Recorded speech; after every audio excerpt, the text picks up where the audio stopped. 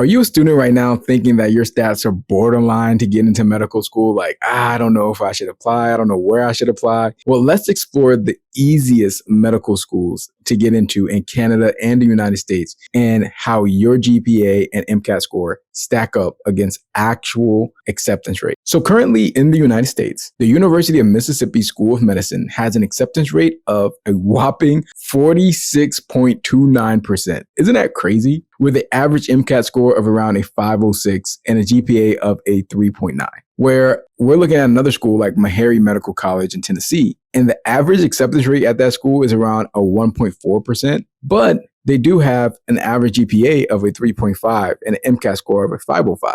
I would say that's pretty attainable. And at the University of North Dakota, their acceptance rate is around that national average of around a 4.6%, with an average GPA of a 3.7 and an MCAT score of just a 505 or 508. Now, when it comes to Canadian schools, the easiest medical school to get into in Canada is often cited to be Memorial University, with an average acceptance rate of around 11%, significantly higher than many schools in Ontario. Now, the University of Saskatchewan accepts around 12.1%, while the University of Manitoba sits around 11.6%. Whereas in Quebec, schools like the University of Laval and Sherbrooke don't even require you to have the MCAT taken, making them top picks for many applicants. Let's take a second and let's be real, okay? Easiest doesn't always necessarily mean that these schools are easy to get into. For many schools, they often favor in-province applicants. And for example, schools like UBC, University of British Columbia,